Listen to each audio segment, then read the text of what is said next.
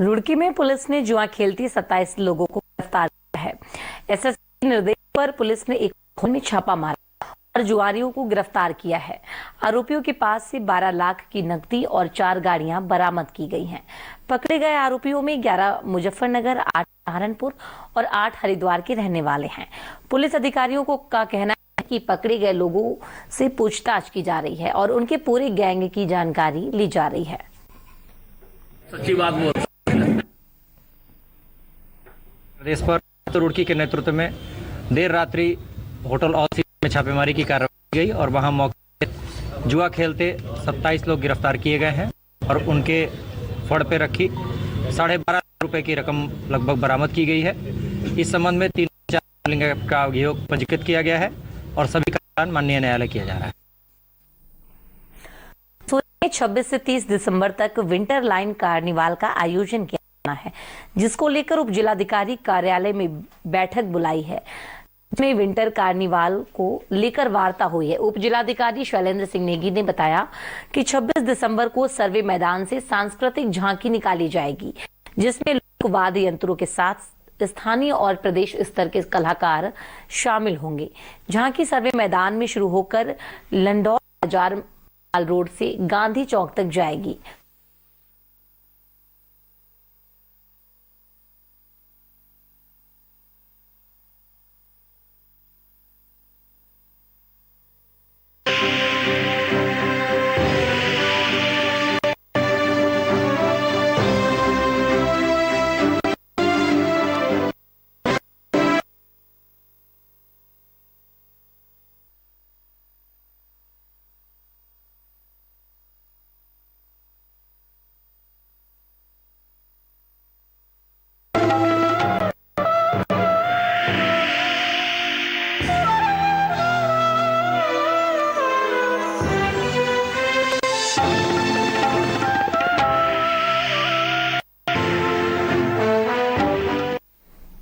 सहारा प्रणाम, सहारा समय देख रहे हैं आप। आपके साथ मैं रूपांशी मिश्रा। उत्तर प्रदेश उत्तराखंड की खबरों में आपका स्वागत है।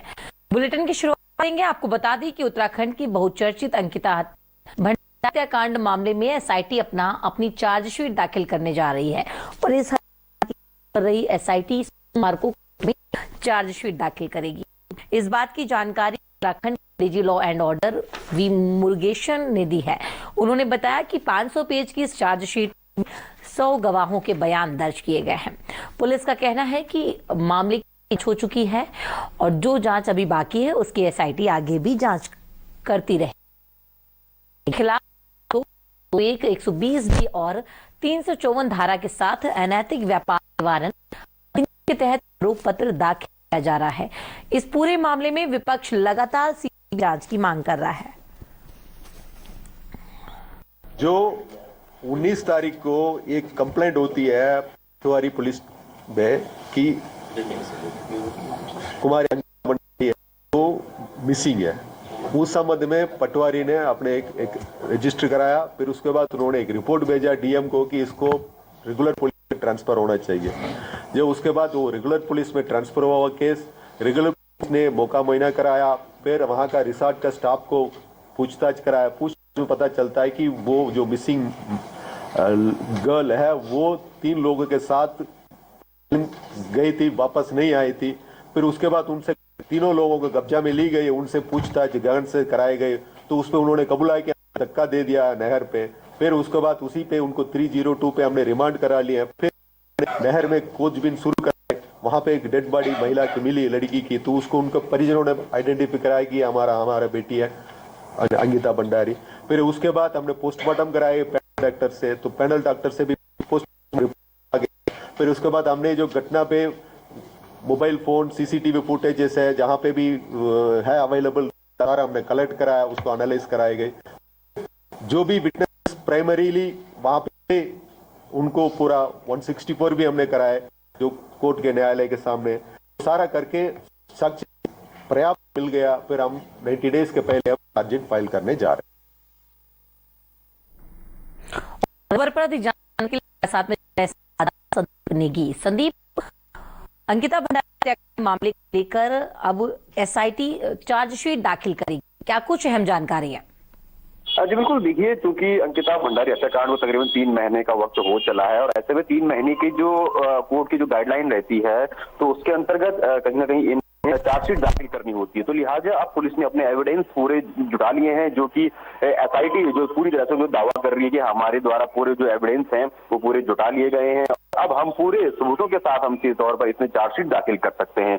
तकरीबन इसमें अगर हम बात करें तो 100 से ज्यादा लोगों को इसमें पूरा गवाह बना दिया गया है और अब इस पूरे मामले में सोमवार को इसमें चार्जशीट इसमें दाखिल होगी और तमाम इसमें जो धाराएं लगाई गई हैं, इसमें पूरा हत्या का मामला है, इसके अलावा इसमें षड्यंत्र का मामला है जो कि 120 बी के अंतर्गत लगाया गया है, इसके साथ इसमें अपहरण का मामला है। तो तमाम ऐसे मामले हैं जो कि पुलिस ने हालांकि अगर हम दूसरी ओर अगर बात करें तो पूरे मामले में सीबीआई जांच की बात जरूर इसमें उठ रही थी कि अंकिता कांड के मामले को लेकर सीबीआई जांच की जाए। तमाम लोग उत्तराखंड के लोग कह रहे थे, विपक्ष के इसका मुद्दा उठाया था, लेकिन पुलिस का कहना है कि हमारी ओर से एक एसआईटी बना दी गई है जिसमें जो पी रेणुका देवी हैं, डीआईजी हैं, उनको पूरी तरह से इंचार्ज बना था।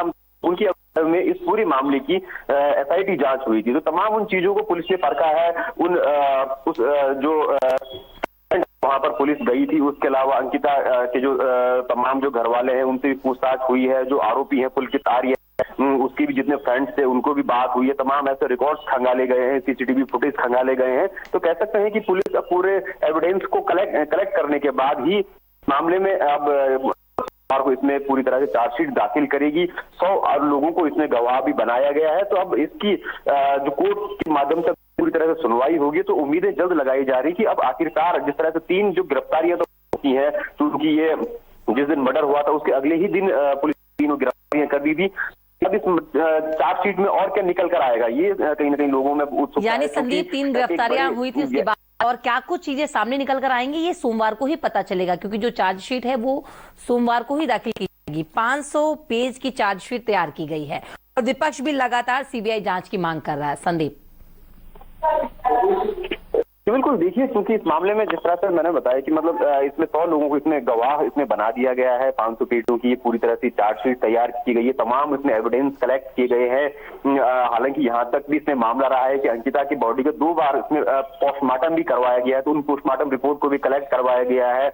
इसके अलावा फिर नार्को टेस्ट की भी बात भी सामने आ रही है। तो फिर ऐसी तमाम सी जो चीजें हैं जिनको अब पुलिस पूरी तरह से पुख्ता करने के बाद ही इसमें अब कोर्ट में अपनी चार्जशीट दाखिल कर रही है। लेकिन दूसरी ओर जो सबसे बड़ी बात है कि इसमें सीबीआई जांच वाली जो बात लगातार सामने आ रही है, क्योंकि शुरू के दिन से ही कांग्रेस लगातार कह रही थी और इसके अलावा जो आम लोग हैं उनके भी ये मांग थी कि इस पूरे मामले में सीबीआई जांच हो ताकि पूरा साफ सामने आए कि आखिरकार इसके पीछे कौन था।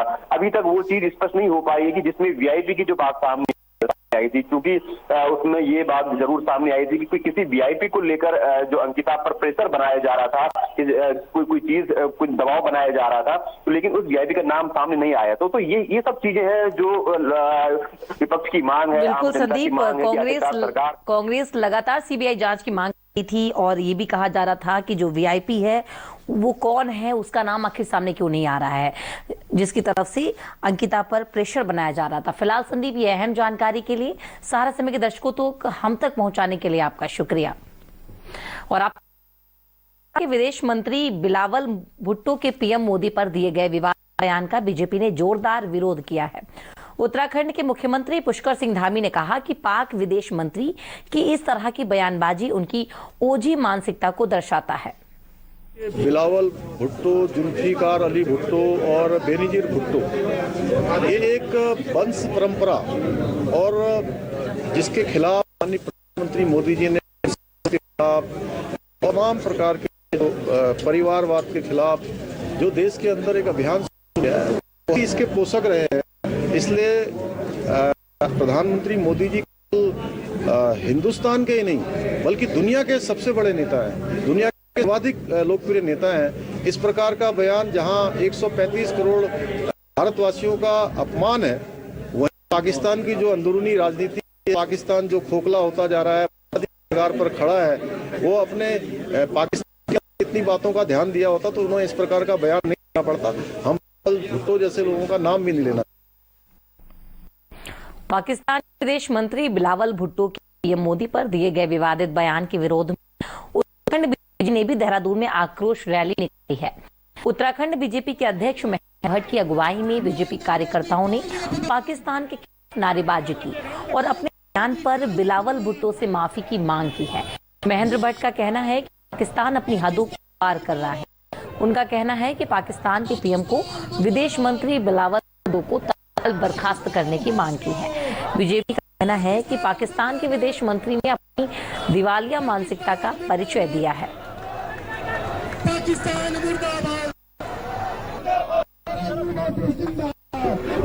पाकिस्तान पड़ोसी देश है, सीमाएं अपनी पार कर रहा है। भारत के प्रधानमंत्री को नहीं, अभी तो G20 के को अध्यक्षता करनी है। G20 के देशों का अपमान पाकिस्तान के देश ने किया है। और मैं कह सकता हूँ पाकिस्तान के प्रधानमंत्री को उसे विदेश करना चाहिए। भारतवर्ष की जन आक्रोश है, भारत का नहीं विश्व के अंदर राष्ट्र रचना की है। पाकिस्तान काल की है, इसके बाद पाकिस्तान क्या होगी ये दुनिया समझती है। पाकिस्तान को विश्व से मदद मिलनी बंद हो गई है। पाकिस्तान आतंकवादी संगठन देश के रूप में पूरे देश के अंदर पूरे विश्व में जाता है। और आप कल्पना करिए विश्व के शांति का संदेश दे रहा हो ऐसे प्रधानमंत्री नरेंद्र मोदी के खिलाफ उनका बयान एक प्रकार से उनकी बौखला। पाकिस्तान ने एक दिवालिया देश की दिवालिया मानसिकता का परिचय दिया है।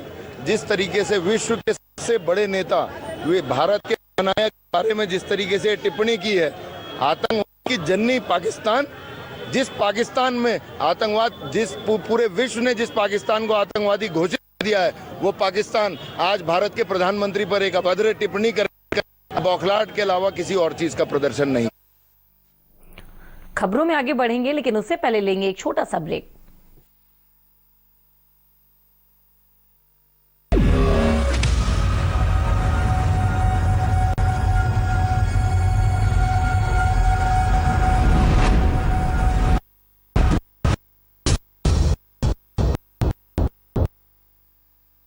नए उत्तर प्रदेश की क्षमता और असीमित अवसरों से फलक की नई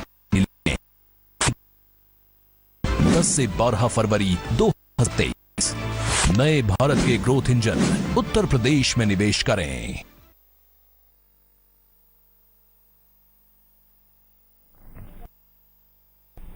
ब्रेक के बाद आपका स्वागत है। खबरों में आगे बढ़ेंगे। आपको बता दें कि उत्तराखंड में कड़ाके की ठंड पड़ रही है और बावजूद इसके उत्तराखंड के कई इलाकों में जंगल धू धू कर जल रहे हैं।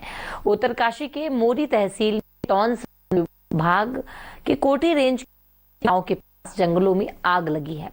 जंगल की आग को देखकर लग रहा है कि मानो फायर सीजन शुरू हो गया है।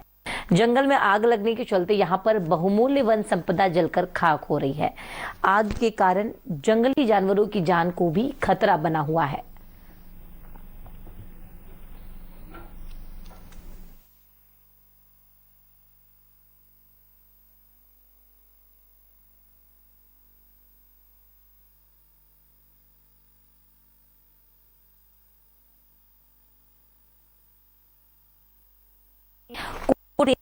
गांव के पास जंगलों में आग लगी है। जंगल की आग को देखकर लग रहा है कि मानो फायर सीजन शुरू हो गया है और जंगल में आग लगने से बहुमूल्य वन संपदा जलकर खाक हो रही है। जंगल के कारण जंगली जानवरों की जान को भी खतरा है।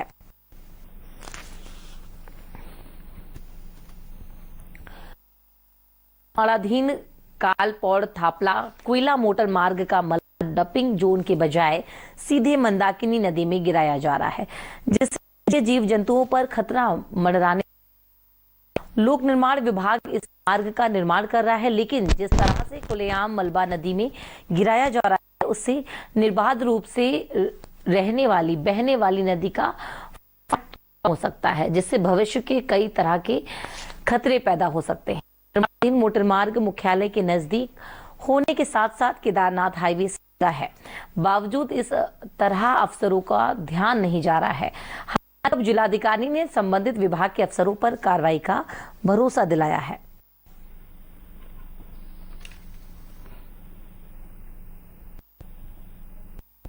देखिए, जितनी भी हमारी निर्माण एजेंसीज हैं उनको ये समय पर आगाह भी किया गया है और हमने कार्रवाई भी करी। यदि वो अपने डंपिंग जोन जो उनका डंपिंग जोन है उसके इधर उधर कहीं अगर मलबा डालते हैं, और इस प्रकरण में भी मैं संज्ञान लेकर निश्चित तौर पर उन पर जुर्माना भी उनके द्वारा कोई नदी का बहाव में रुकावट करने की या फिर कोई और मलबा इधर उधर डाला गया है, उन पर आगे कार्रवाई भी की जाएगी। वन लैंड ट्रांसफर प्रपोजल होता है तो उसमें काफ़ी शर्तें दी जाती है कि जो डेजिग्नेटेड जो है वहीं पे मलबा डाला जाए और प्रॉपर उसका नीचे से सुरक्षा दीवार दी जाए। जो है जो प्रस्तावक विभाग है अगर इस तरह का उल्लंघन करता है तो उसमें हम जो हमारे एक्ट हैं उसके तहत कार्रवाई करके इन पे जुर्माना करते हैं और करते हैं किस तरह की कार्रवाई की जाए आगे।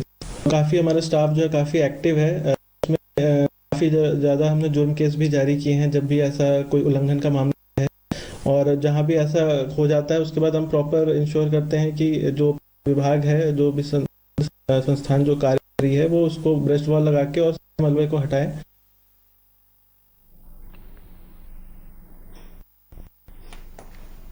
देहरादून में अंतरविभागीय बैडमिंटन प्रतियोगिता का आयोजन किया गया है। परेड ग्राउंड में सीएम धामी ने प्रतियोगिता का शुभारंभ किया और इस मौके पर सीएम धामी सभी खिलाड़ियों को बधाई दी है और कहा है कि इस प्रतियोगिता के जरिए सभी विभागों में आपसी तालमेल बढ़ेगा, जो कि उत्तराखंड के विकास में काफी सहायक होगा।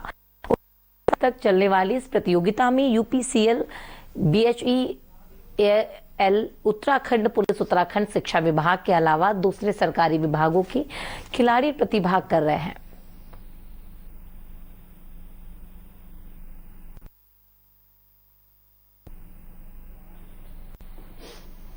आज यहाँ पर अंतर विभागीय बैडमिंटन प्रतियोगिताएं प्रारंभ हुई हैं और प्रत्येक प्रतियोगिता आयोजित होती है। हमारी सभी को शुभकामनाएं और से अपेक्षा भी हमने की है कि अंतर विभागीय बैडमिंटन प्रतियोगिता में सभी विभागों के अधिकारीगण, कर्मचारीगण आपस में मिलकर इस प्रतियोगिता में भाग लें, जिससे निश्चित रूप से आपस में जहाँ पर एक दूसरे को समझते हैं, एक दूसरे के साथ समय बिताते हैं, खेलते हैं, परस्पर एक बॉन्डिंग होती है। उस बॉन्डिंग से कार्य करने की जो पद्धति है उसमें भी कहीं ना कहीं बहुत बड़ा सहयोग होगा, बहुत बड़ा वो तेजी से आगे बढ़े, क्योंकि परस्पर बॉन्डिंग के आधार पर विभाग भी आगे बढ़ेंगे, कार्य पद्धति भी जो है आगे बढ़ेगी। उत्तरकाशी में मां यमुना के शीतकालीन प्रवास स्थल खरसाली में भगवान सोमेश्वर देवता मंदिर के कपाट पारंपरिक विधि विधान के साथ बंद कर दिए गए हैं। सोमेश्वर देवता अपनी गद्दी स्थल पर शीतकाल के लिए विराजमान हो गए हैं। कपाट बंद होने के दौरान मंदिर में लोग भजन कीर्तन करते दिखे हैं। सोमेश्वर देवता के मंदिर के कपाट बंद होने के बाद अब 4 महीने तक श्रद्धालु सोमेश्वर देवता के दर्शन नहीं कर सकेंगे। इस मौके पर श्रद्धालुओं ने भगवान सोमेश्वर से आशीर्वाद लिया।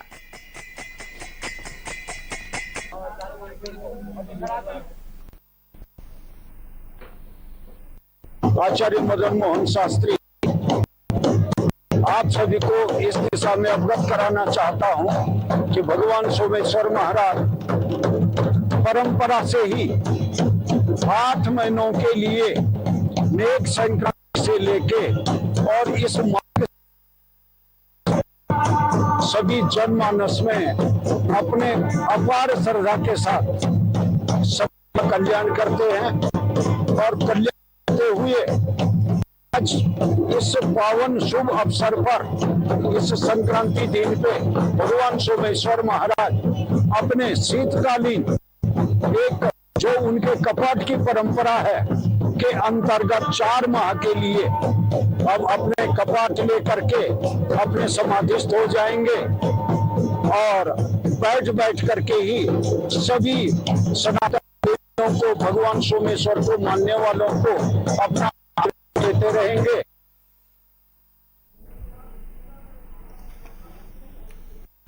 फिलहाल बुलेटिन में अभी बस इतना ही। बने रहिए सहारा समय के साथ और मुझे दीजिए इजाजत। सहारा प्रणाम।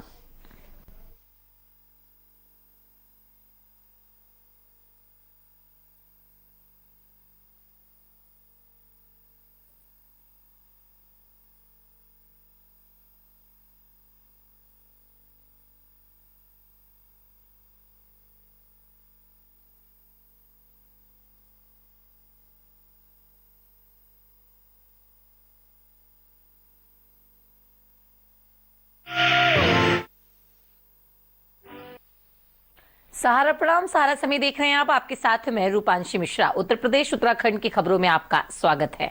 बुलेटिन की शुरुआत करेंगे। आपको बता दें कि उत्तराखंड की बहुचर्चित अंकिता भंडारी हत्याकांड मामले में एसआईटी अपनी चार्जशीट दाखिल करने जा रही है और इस हत्याकांड की जांच कर रही एसआईटी सोमवार को कोर्ट में चार्जशीट दाखिल करेगी।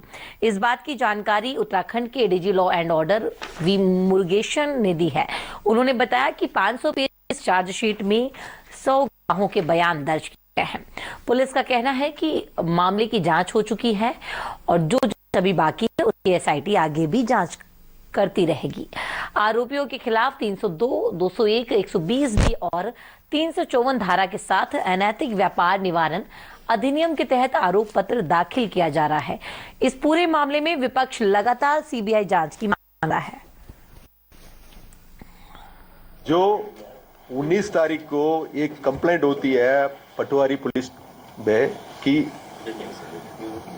कुमारी अंकिता भंडारी है जो मिसिंग है, उस संबंध में पटवारी ने अपने एक रजिस्टर कराया। फिर उसके बाद उन्होंने एक रिपोर्ट भेजा डीएम को कि इसको रेगुलर पुलिस में ट्रांसफर होना चाहिए। जो उसके बाद वो रेगुलर पुलिस में ट्रांसफर हुआ केस रेगुलर पुलिस ने मौका मुआयना कराया। फिर वहां का रिसोर्ट का स्टाफ को पूछताछ कराया। पूछताछ में पता चलता है कि वो जो मिसिंग गर्ल है वो 3 लोगों के साथ पहले दिन गई थी, वापस नहीं आई थी। फिर उसके बाद उनसे 3 लोगों को कब्जा में ली गई, पूछताछ से कराए गए तो उस पर उन्होंने कबूला कि हमने धक्का दे दिया नहर पे। फिर उसके बाद उसी पे उनको 302 पे हमने रिमांड करा लिया। फिर हमने नहर में खोजबीन शुरू कराए। वहां पे एक डेड बॉडी महिला की मिली, लड़की की, तो उसको उनके परिजनों ने आइडेंटिफाई कराया कि हमारा बेटी है अंकिता भंडारी। फिर उसके बाद पोस्टमार्टम कराए पैनल डॉक्टर से, तो पैनल डॉक्टर से भी पोस्टमार्टम रिपोर्ट भी आ गया। फिर उसके बाद हमने जो घटना पे मोबाइल फोन सीसीटीवी फुटेजेस है जहां पे भी है अवेलेबल वो सारा हमने कलेक्ट कराया, उसको एनालाइज कराए गए। फिर जो भी विटनेसेस प्राइमरीली वहां पे थे उनको पूरा 164 भी हमने कराए जो कोर्ट के न्यायालय के सामने, वो सारा करके साक्ष्य पर्याप्त मिल गया। फिर हम 90 डेज के पहले हम चार्जशीट फाइल करने जा रहे हैं। और इस खबर पर अधिक जानकारी के लिए हमारे साथ में जुड़ रहे हैं संवाददाता संदीप नेगी। संदीप, अंकिता भंडारी हत्याकांड मामले को लेकर अब एसआईटी चार्जशीट दाखिल करेगी, क्या कुछ अहम जानकारी है? जी बिल्कुल, देखिए क्योंकि अंकिता भंडारी हत्याकांड को तकरीबन 3 महीने का वक्त हो चला है और ऐसे में 3 महीने की जो कोर्ट की जो गाइडलाइन रहती है तो उसके अंतर्गत कहीं ना कहीं इन्हें चार्जशीट दाखिल करनी होती है। अब पुलिस ने अपने एविडेंस पूरे जुटा लिए हैं जो कि जो पूरी तरह से जो दावा कर रही है कि हमारे द्वारा पूरे जो एविडेंस हैं वो पूरे जुटा लिए गए हैं और अब पूरे सबूतों के साथ हम सीधे तौर पर इसमें चार्जशीट दाखिल कर सकते हैं।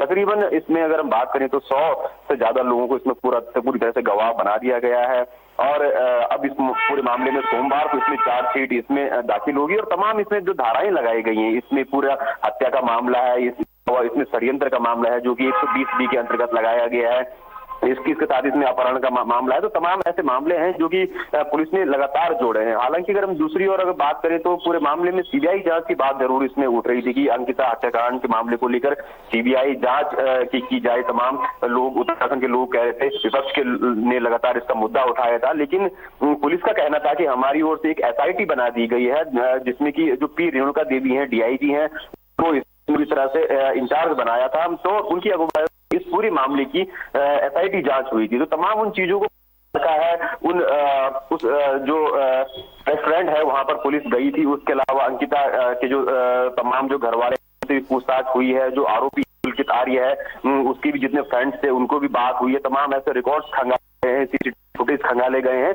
तो कह सकते हैं कि पुलिस अब पूरे एविडेंस को कलेक्ट करने के बाद ही इस मामले में सोमवार को इसमें पूरी तरह से शीट दाखिल करेगी।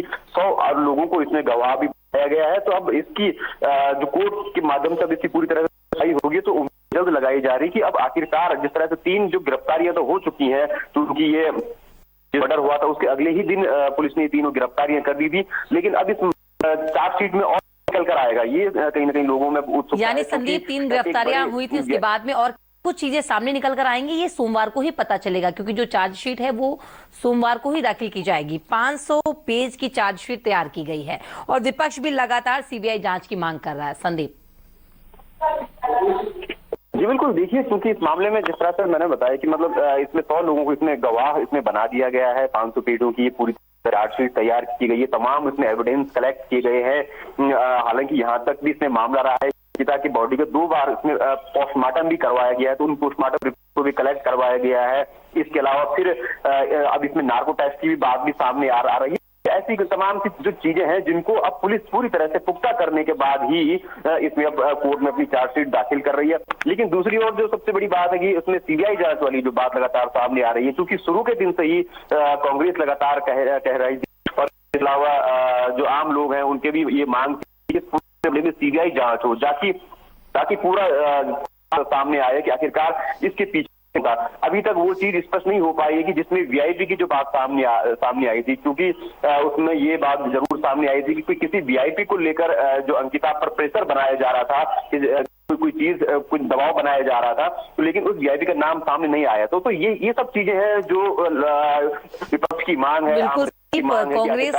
कांग्रेस लगातार सीबीआई जांच की मांग कर रही और ये भी कहा जा रहा था कि जो वीआईपी है वो कौन है, उसका नाम आखिर सामने क्यों नहीं आ रहा है, जिसकी तरफ से अंकिता आ रहा था। फिलहाल संदीप, ये अहम जानकारी के लिए सारा दर्शकों तो हम तक पहुंचाने के लिए आपका शुक्रिया। आपको बता दें कि पाकिस्तान पर दिए गए विवादित बयान का बीजेपी ने जोरदार किया है।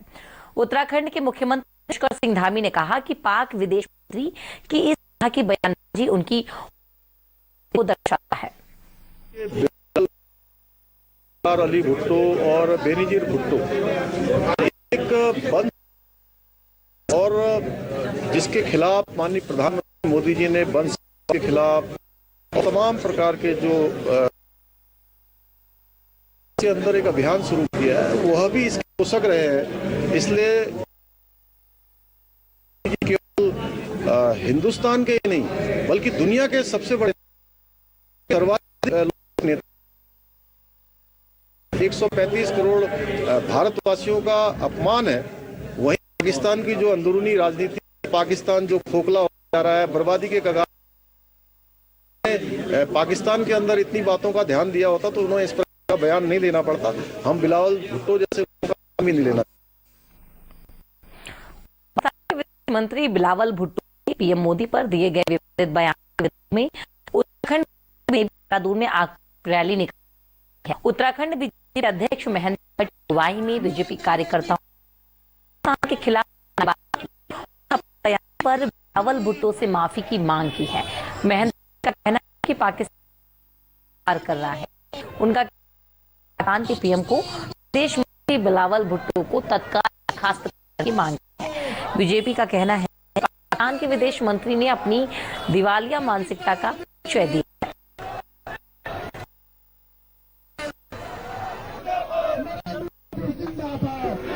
पाकिस्तान पड़ोसी देश है, लेकिन सीमाएं अपनी पार कर रहा है।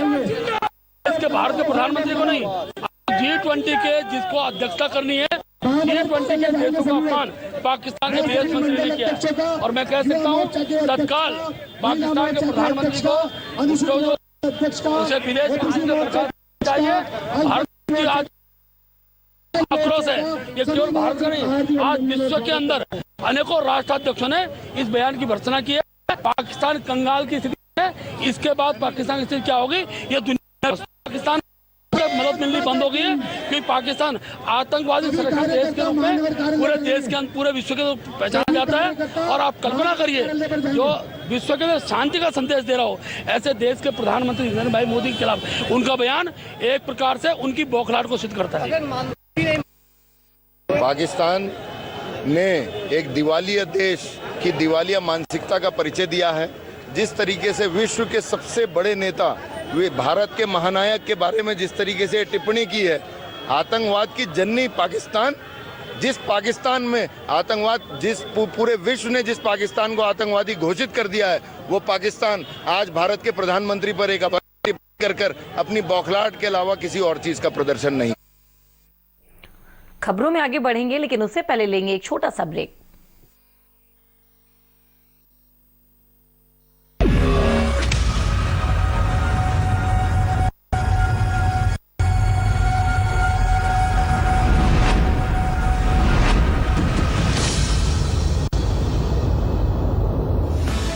आइए नए उत्तर प्रदेश की क्षमता और असीमित अवसरों से सफलता की नई कहानी लिखें। यूपी ग्लोबल इन्वेस्टर्स समिट 10 से 12 फरवरी 2023। नए भारत के ग्रोथ उत्तर प्रदेश पेश करें।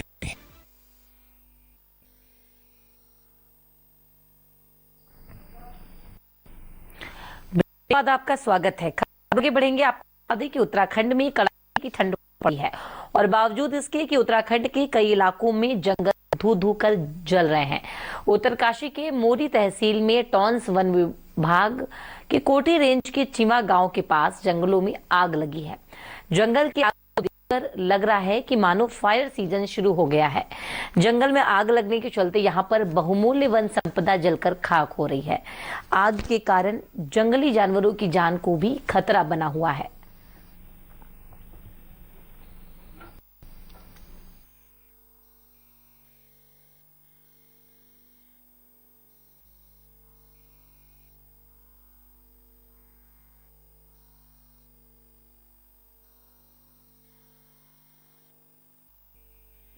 कोठी रेंज के चिवा गांव के पास जंगलों में आग लगी है।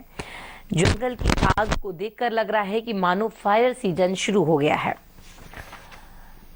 और जंगल में आग लगने के चलते यहां बहुमूल्य वन संपदा जलकर खाक हो रही है। जंगल के कारण जंगली जानवरों की जान को भी है।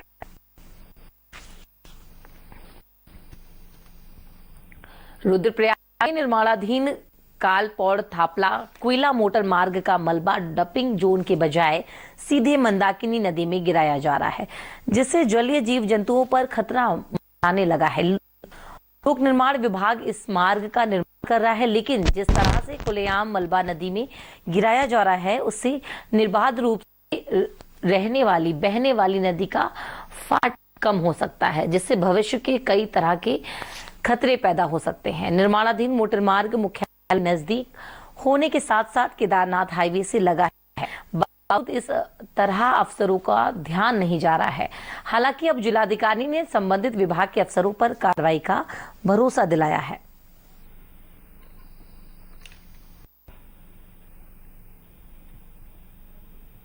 देखिए, जितनी भी हमारी निर्माण एजेंसीज हैं उनको ये समय समय पर आगाह भी किया गया है और हमने कार्रवाई भी करी। यदि वो अपने डंपिंग जोन जो उनका अनुमोदित डंपिंग जोन है उसके इधर उधर कहीं अगर मलबा डालते हैं, और इस वाले प्रकरण में भी मैं संज्ञान लेकर निश्चित तौर पर उन पर जुर्माना भी लगाया जाएगा। और यदि उनके द्वारा कोई नदी का बहाव में रुकावट करने की या फिर कोई और मलबा इधर उधर डाला गया तो उन पर आगे कार्रवाई भी की जाएगी। वन विभाग जब भी लैंड ट्रांसफर प्रपोजल होता है तो उसमें काफ़ी शर्तें दी जाती है कि जो डेजिग्नेटेड जो मक डिस्पोजल साइट है वहीं पे मलबा डाला जाए और उसका नीचे से सुरक्षा दीवार दी जाए। अगर ऐसे कोई भी संस्थान जो प्रस्तावक विभाग है अगर इस तरह का उल्लंघन करता है तो हम जो हमारे एक्ट हैं उसके तहत कार्रवाई करके इन पे जुर्माना करते हैं और इंश्योर करते हैं कि इस तरह की कार्रवाई न की जाए आगे से।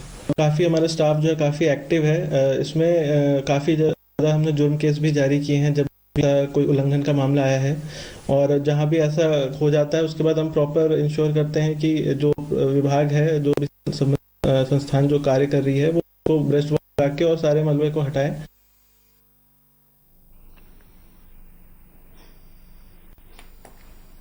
देहरादून में अंतरविभागीय बैडमिंटन प्रतियोगिता का आयोजन किया गया है।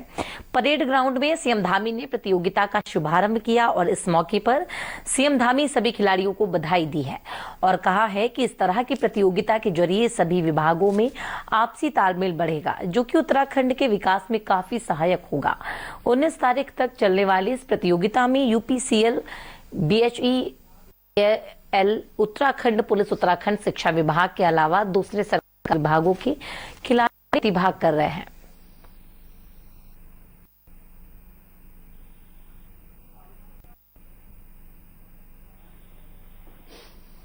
आज यहाँ पर अंतर विभागीय बैडमिंटन प्रतियोगिताएं प्रारंभ हुई हैं और ये प्रत्येक वर्ष प्रतियोगिता आयोजित होती है। हमारी सभी को शुभकामनाएं और सबसे अपेक्षा भी हमने की है।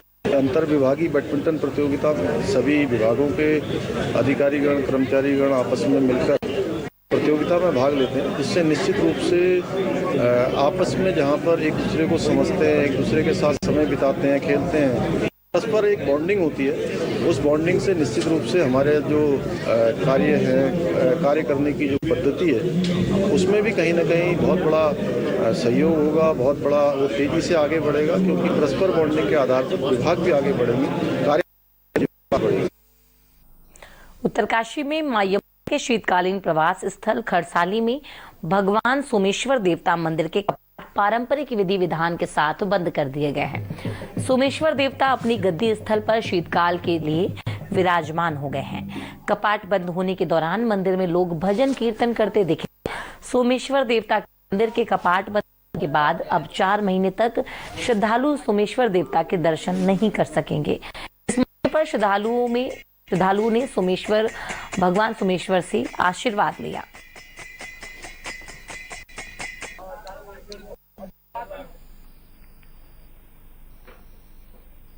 आचार्य मदन मोहन शास्त्री आप सभी को इस दिशा में अवगत कराना चाहता हूं कि भगवान सोमेश्वर महाराज परंपरा से ही 8 महीनों के लिए मेघ संक्रांति से लेके और इस मार्गशीर्ष की संक्रांति तक सभी जनमानस में अपने अपार श्रद्धा के साथ सभी का कल्याण करते हैं और कल्याण करते हुए आज इस पावन शुभ अवसर पर इस संक्रांति दिन पे भगवान सोमेश्वर महाराज अपने शीतकालीन जो उनके कपाट की परंपरा है के अंतर्गत 4 माह के लिए अब अपने कपाट लेके अपने समाधिस्थ हो जाएंगे और बैठ करके ही सभी सनातन प्रेमियों को भगवान सोमेश्वर को मानने वालों को अपना आशीर्वाद देते रहेंगे।